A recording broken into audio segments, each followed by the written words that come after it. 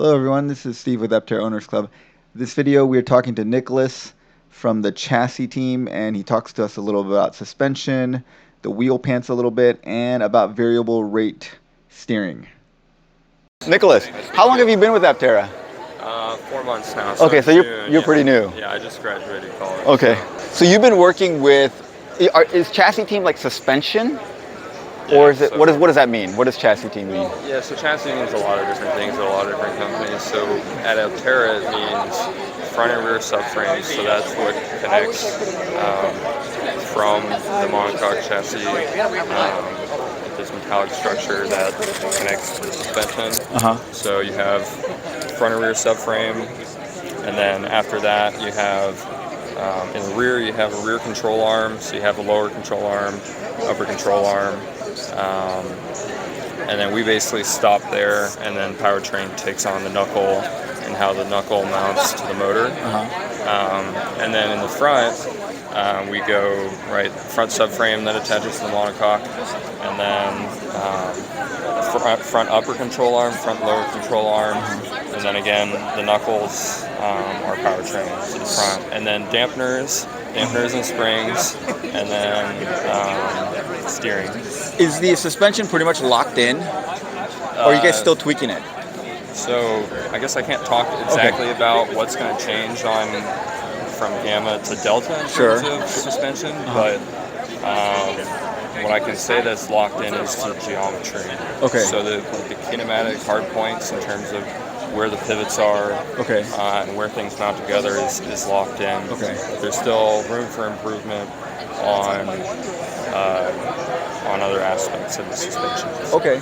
Now, I saw in the factory tour that the battery is structural, right? The battery pan is structural, and the rear suspension is attached to the battery, to the structural battery.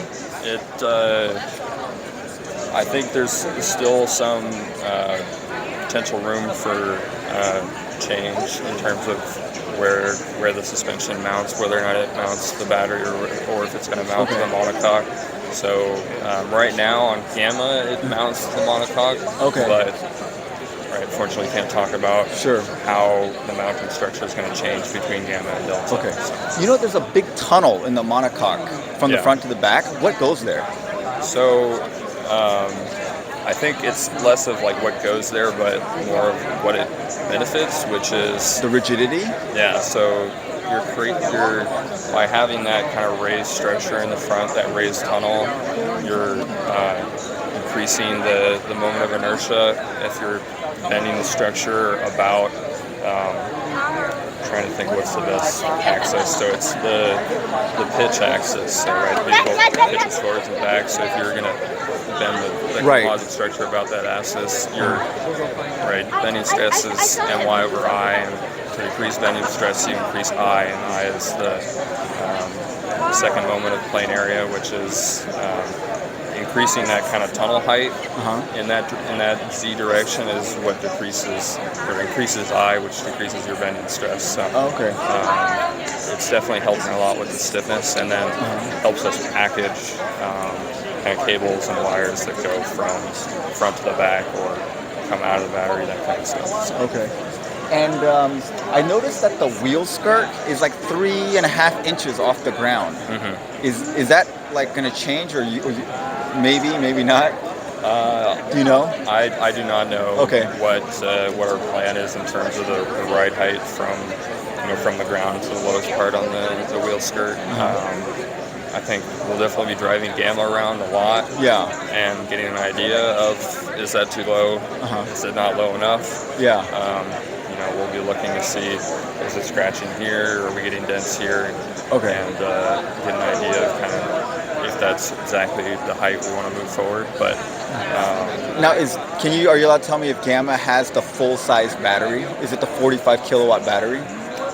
That's one of the things I'm not sure about if I can discuss. Okay, no problem. In terms of what we've been told, it's a pre-production pack. So that's what I can say, but I can. Are you allowed to say, is it a full speed vehicle? Can you drive it on the road? Yeah. Okay. Yep. You're planning on driving this on the road? Yep. Okay. Yep. Like highway and stuff?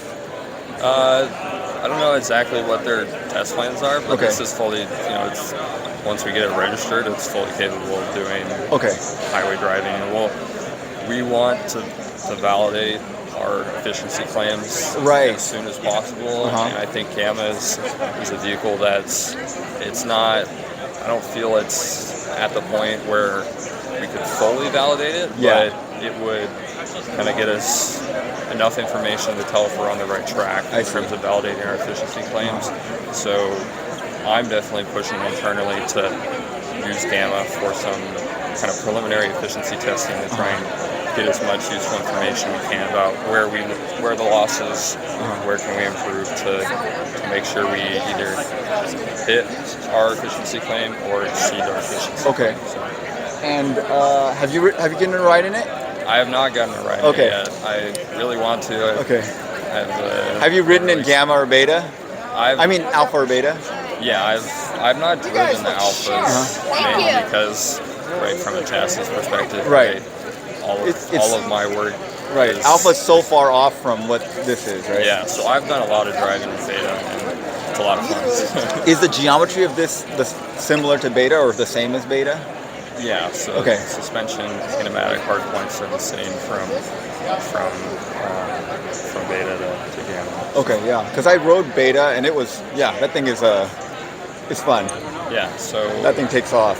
Yep. And it feels very rigid, which I like. It felt like a sports car. It doesn't feel plush. It feels kind of like more sporty.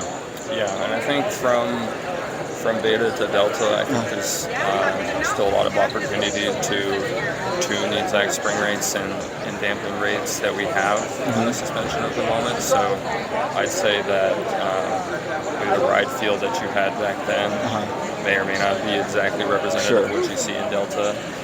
But I think you've ridden in Alpha and Beta, you can see the massive progression in terms of suspension feel.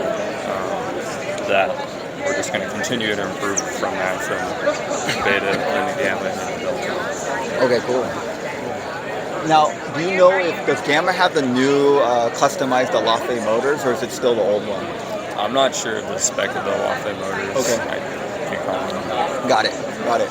All right, hey, thanks a lot. Yeah, that was great. I appreciate it. It's, like I said, big fan of your channel, and I really appreciate you doing all this coverage. It's awesome to see all the stuff you do.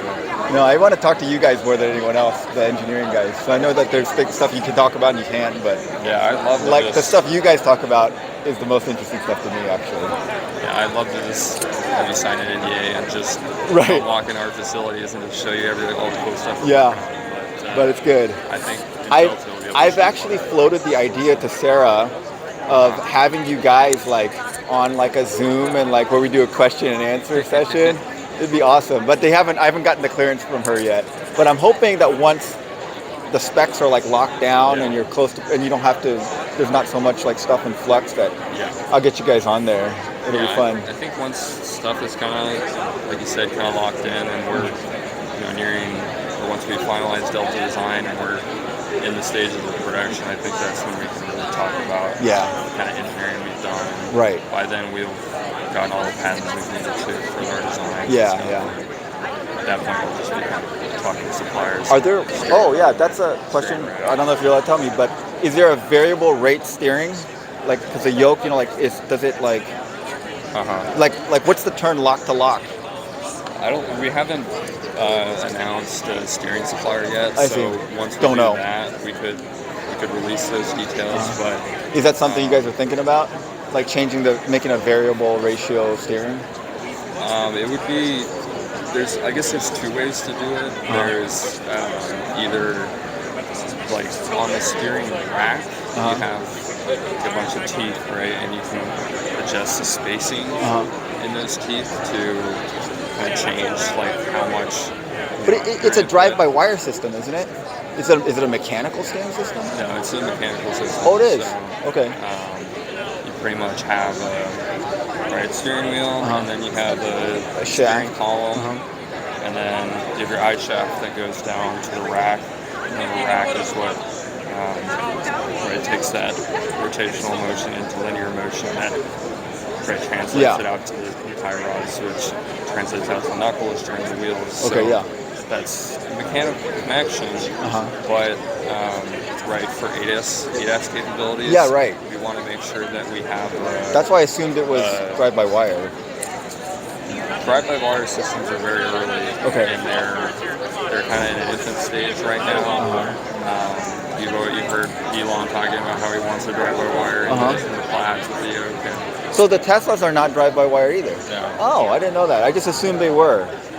Right, because when you turn the yoke in Teslas, right, it'd be ideal if you could, at low speeds, like you turn it a little bit, so it turns the wheels a lot. Right? Yeah. If you're at high speed, exactly. You turn it a little bit and it only turns a bit, right? Right. But the way I understand that kind of Model S, Model X plaid steering systems work is they also have a mechanical connection from the steering wheel to the wheels, but they also have a booster motor. I'm not sure if it's hydraulic or electric, but pretty much that booster looks at, I'm not sure exactly how they tuned it, but the booster, depending on what speed you're at, will provide more or less assistance, right? Because I don't know if you've ever driven just a manual steering rack before, just like a really old vehicle. Like it's super difficult. Right, when you're at low speed. Yeah. But right when you get going, it's super easy. So that's essentially how the booster is tuned. It's just like an electric motor that at low speeds, the electric motor provides assistance in your steering, a decent amount of torque assistance. And then at high speeds, the booster kind of drops off in its assistance so that your steering input and your steering output doesn't feel twitchy at high speeds. So I see. That's, I think. But this one's going to have power steering. Yeah, power steering. But it's a mechanical linkage. Yeah. Got it. With the booster assistance. So, okay. Like I said, we haven't finalized the steering column / steering rack supplier yet. But as soon as we do, we'll let you know. How long do you think it'll take you guys to finalize all this stuff, or can you speculate? So, in terms of our official timeline, right now we're saying by the end of the year we want to have our gamma design finalized, and then 2023 is production ramp. So by the end of the year you want like the actual production, like all the specs and features like locked in? Yeah, so Delta is as close to production as we get in this development time. Okay. So. And are you guys are planning on building a physical Delta? I'm not sure exactly what the plan is for what we're